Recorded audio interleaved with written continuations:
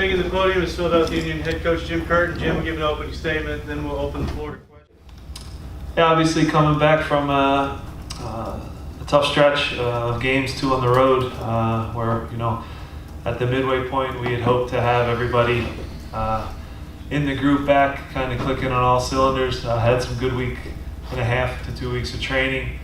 Then obviously, going into it for a lot of different variety of reasons, we weren't really together. We had, whether it was suspensions, injuries, birth of a child, international calls, we had some tough variables to overcome, and when we didn't pass the test on the road. Didn't play well enough in Montreal, had a lot of the ball in Columbus, but weren't really productive with it in any way, and gave up an own goal. So it's a very difficult way to lose. The good news is we get to regroup quickly, and I'm very confident in our group that we'll have a good response back in our home field against the Crew team that we're obviously very familiar with, having just played them a couple days ago. So quick chance to turn things around and get things right in our home building with our fans behind us. And again, a place where we've been strong as of late, and it'll need to be the same tomorrow night. Questions for Joe? Jim, I know it was the refereeing. Mike Petke obviously came out and said, Yeah. What are your thoughts as a whole right now? Yeah, that was an epic one. That's one for the ages, I thought, from Mike. Mike's a friend, a former guy that I went to battle against a lot in the league. It was a great epic rant. I had the unfortunate, press conference in Montreal in the pouring rain to voice it when I just found out about it. So he had a nice platform to do it, and he took his moment. I'm sure the disciplinary committee is meeting to pick the fine on that one for Mike, but he was right. I think he brought all the facts to the table. The Kansas City one, again, for me, is the exact type of thing that we're looking to get out of our game. It's the reason a lot of my football friends can't stand soccer, because of the antics, the diving, the faking, the spitting, the biting, the crazy tactics and antics on the field. And it's something I know our league wants to do away with, and that was an opportunity to do away with it, but instead there was just a fine issue. So there's things that you question, and what's reviewed, what's not reviewed. Even, for example, if you look at, again, it's a little one, and people probably turned our game off at this point because it was dull, but Jay Simpson gets killed in the 91st minute. Look at that tackle again, and Jay literally can't, he's injured, from the tackle, so by Mane late in the game. So over the ball, Derek Jones gets suspended in a red card in one game, Roland gets suspended. So you just want the consistency to be there. I know it's a difficult job and something they're working towards getting better. Hopefully VAR maybe can take some of these issues away. Jim, what do you chalk up to the lack of just good, solid chances in these last couple of games? Yeah, so part of it is Columbus in the new 3-4-3 is tough to break down. What we didn't do was we didn't do a good job of the three center backs. We really made it easy for them. If you watch the all 22 count from overhead, they had a comfortable day in that they basically stayed, all three of them almost, in the width of the center circle, so 20 yards. We never pulled them out and made it uncomfortable for them. Part of that is getting our outside backs more forward to create a 2v1, so it's not just Marcus running one-on-one against the guy, or Ilsinho not really staying wide and allowing maybe an overlap or a situation where the outside center back has to make a decision. Do I go out into a wide area where I'm uncomfortable? It was pretty stagnant in terms of our movement. Again, a lot of lateral and sideways possession, but weren't decisive enough getting forward. We worked a lot on that today. We talked about getting our outside backs into a position where, they might not get used, but they're at least there as a decoy to make that center back have a tougher job to do. Columbus did defend well, but at the same time, to not have a shot on goal is inexcusable. So not a good indication of us. We are missing our front four in the game. So again, Ernie mentioned it, and he's a great point. And obviously I saw it as well. But once we conceded the own goal, and you look, and he's sitting up in the booth watching the game with CJ, with Fafa, and with Roland, which is almost 20 of our 26 goals. So there's not a lot of goals out there on the field, and it's going to be difficult. and it looked that way. It's an unfair moment too. It needs to be said to have Marcus and Adam be the only guys we're leaning on for offense in their first start. So it's a tough spot for them. I thought they actually played a solid game, the two of them, and at the same time we need to step up as a group and recognize that we weren't decisive enough, weren't good enough in attack, didn't create enough chances, and hopefully getting a couple guys back now tomorrow night will give us a little bit of a spark into our attack. Are you expecting Greg to bring that same shape out here on the road? It's tricky, you know, and we talked a good bit after the game. He said, you know, he talked about how it was a very tactical game, and all the adjustments and different tweaks that were going on. There was a lot going on out there in that regard. Maybe not as aesthetically pleasing to watch as a fan for sure, but a lot of little matchups that came up. I get the feeling he's confident in that system when he has that personnel. I think when Higuain comes back into the group, I don't think it's going to be, well, could be tomorrow, but I'm not sure. I think he then goes more to his 4-2-3-1, just trying to get into his head and how he sees that, because it's good that they can play two different ways. And again, the back three you're seeing a lot in our league now. They get guys that are high up the field, and we're prepared for either. If Higuain is in there, if they do go to the 4-2-3-1, we can handle that. We talked through some of the movements that they like to do in that regard, and also with the 3-4-3 where it's a little different. They're not as much of a build out of the back team when they have the three center backs, just naturally not as comfortable on the ball as maybe your midfielders would be. You mentioned getting the outside backs higher. How much of attacking the back three is what you missed in Fafa and those vertical runs that he makes, and how much is it CJ? I guess he has that tendency to kind of distort the back line when he drags center backs with him. Does that all play into it? For sure, yeah, no, absolutely. Fafa's speed obviously is a threat. It makes those center backs think that they have to drop. And like I said, they were able to really squeeze and make the field small. We never put them in any spot where they were ever really isolated. They always had help inside. They always had help coming back to recover. So Fafa has the ability to make those kind of slashing runs. That's a big piece to our offense in recent weeks for sure.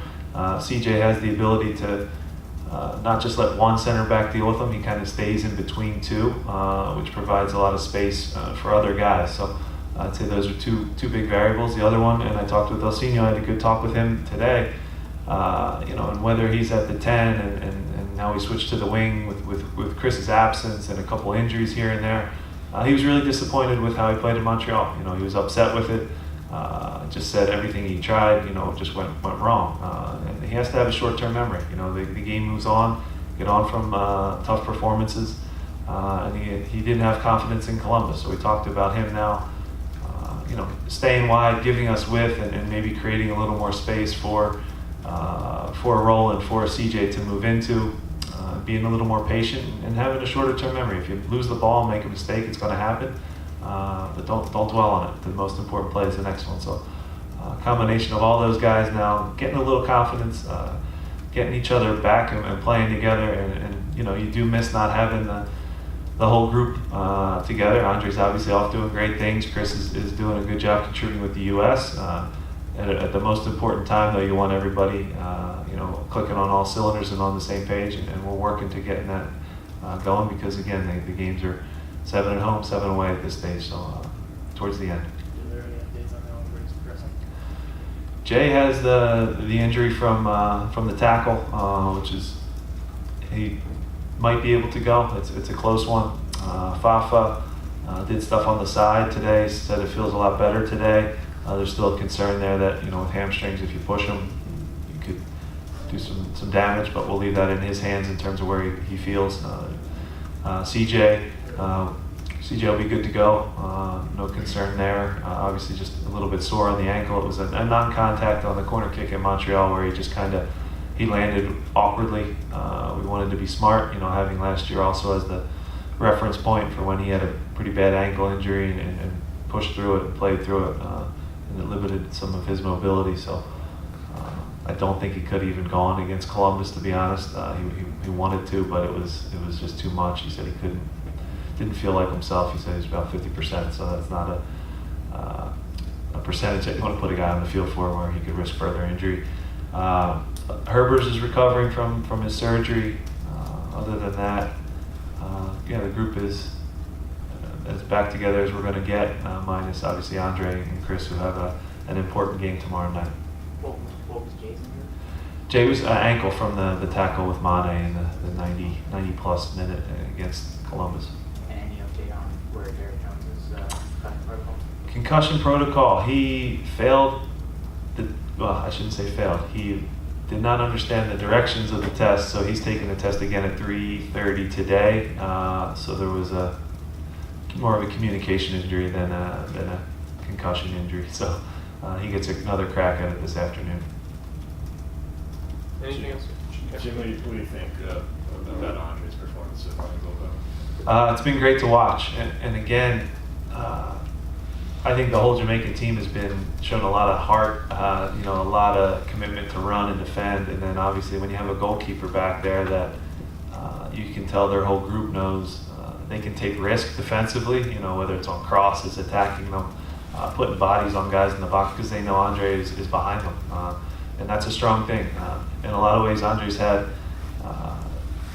He was goalkeeper of the year last year. I think he's having a better season now, even this year, with the 7 shutouts he has for us, with his shutouts at the Gold Cup, and his leadership too. To see now when the game ends, because Andre's a quiet kid and he's always been kind of reserved and shy, but to see now after the game when he's wearing the captain's armband and calling that whole group in after you beat Mexico, basically in Mexico, on a road game at the Rose Bowl. To call that whole group in, and you could see he was the one that was doing a lot of the talking in the group. That's impressive. It's really impressive in his growth, his talent. You guys have all seen, our fans have seen, and he's a great goalkeeper. And again, we're really lucky to have him.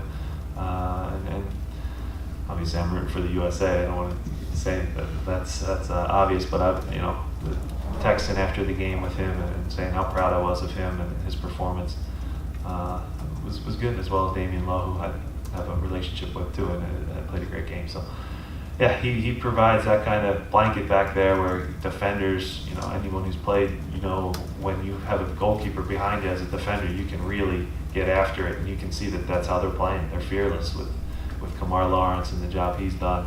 Powell on the other side, the center backs being really aggressive in the middle. They're going to be tough to beat. They're going to be a tough out. And, hopefully the U.S. can take care of business and Andre can still play well. Probably more of a question for Ernie, but would you guys be able to say it one way or the other right now if you would entertain offers for Andre if they came in? You always listen. As the head coach, you would want Andre Blake in goal for you. That's obvious. But at the same time, if a call came in and I can tell you they haven't yet, but if he continues to have these types of performances, I'd imagine that'll be the direction it moves. He should be a goalkeeper I believe that teams in Europe are calling for. He's that talented. I can't see, and again, I'm not an expert on the goalkeeping position, but there is only so talented for the striker position. There's only so talented you can be for a right back. There's only so talented you can be for a world-class sprinter, a basketball player, whatever it is. And I don't see much better than Andre. So can he still grow and improve? Yeah, in goalkeeping years, he's still very young. I think he will play in Europe, and it's one thing to play in Europe, and it's another thing to play in Europe at a top club. And I think he has the ability to play at a top club in Europe for sure. I guess along that line, do you think that John had a really good game in Kansas City and had a good save the other night? Do you think that people look at him and judge him based on the guy who's in front of him, and maybe that kind of skews things? Because if you're saying the drop off from a guy like Andre Blake to John McCarthy might make the backup look. Yeah, and it's something I wanted to bring up actually in the press conference, and I'm glad you just touched on it. As disappointed as we are as a club, as I am as a head coach of the last 2 games when we went to Montreal and Columbus, the one thing we really learned in some lackluster performances from some guys, and again, I take blame for it as the coach, but the one thing we learned is John McCarthy, across the board, has raised the bar in terms of where we view him. He's been excellent. He's shown now that he can start in this league. He makes you feel comfortable now. He's done a great job. That's one thing that maybe gets lost in the amazing performances of Andre Blake, the lackluster performances of us. But you go Kansas City, half against Swansea, then also Montreal and Columbus. Again, we're still a team that's done well defensively, and Johnny's a big part of that. Andre's a big part of that. And in a tough time where now, yes, we've lost 2 road games, to learn from the trip, Johnny was one of the real positives from that road trip for sure. And it does need to be said, they come out with the new rankings of the top defenses in the league. We are still doing good defensive work for sure. It goes Kansas City, Toronto, Philadelphia Union across all statistical categories. They rank us 3rd. Do I have all the exact formulas of how they compute that? I know I have the metrics of the ideas of how they compute it, but we're doing good defensive work. Need to get a little sharper on offense. That part's clear. But Johnny, for sure, has really turned the head of the coaching staff with his performances in the past 3 games. Jim, you've had a chance to, these last 3 games, there's been no struggles creating chances. Yeah. And having seen Adam get a chance to start, how do you assess the depth of that number 10 position? Is that an area to look at this summer that you might want to reinforce? Or are you comfortable going into the rest of the season with the guys that you have there? Yeah, it's a position that, listen, everybody in the world looks to, as recently as last year when Seattle gets it right with Ladero, who was the $7 million guy. That's a big difference, but it can be a position that can change games for sure. We've had flashes of Roland where he can score goals from anything, from nothing, and again, even the play in Montreal, the goal he scores there, like that's the example of, yes, it wasn't a perfect performance by the team, but he has that special ability to score the goal to bail you out on a night. Ilsinho shows flashes as well. Again, we want a little more consistency from everyone as a whole on our team. And Adam, for me, again, connected a ton of passes, a lot of lateral, passes, some shorter passes, looked composed for a young guy. If you see it, if you watch it back again, I know none of you want to, but in the second half, some of the runs that he started to make, and he made one that split the seam, and it just was a little bit far. He actually ran in the box for one. Those are the movements and the actions we want more of. And again, I had a good talk with Adam for a debut. I think he did a good job. I think his ceiling is very high. Happy with him. A kid that does need games at the number 10 spot for sure, and I think it's been valuable for the Steel. There's a whole other level of fitness. I think he learned that against Columbus. Marcus as well, where Marcus cramps at the end of the game, along with Gilly, where we had to make subs. They're young players that are learning, and I put Adam as a guy who left a good impression in the game against Columbus as well. Jim, how do you think you get more consistency from the number 10 going forward? You mentioned a lot of names, but it seems like there hasn't been one that's really Yeah, I mean, listen, so if you go back to the beginning of the year, obviously trying Ollie in that spot, not his preferred spot, but a guy who would do anything for the team. As Roland got more and more fit, he still had some opportunities in there, but then it's always disjointed.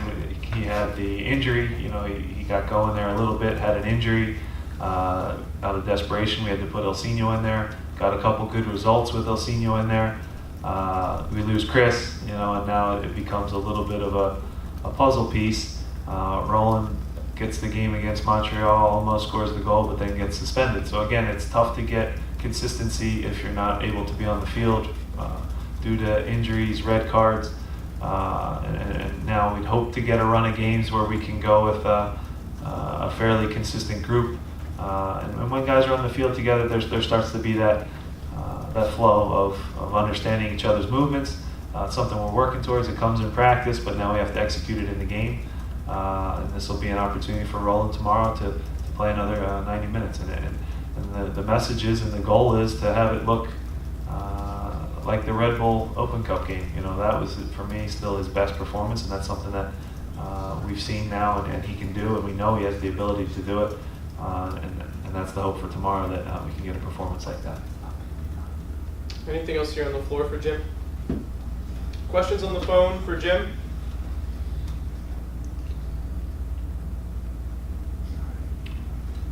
Thanks, everybody. Thank you.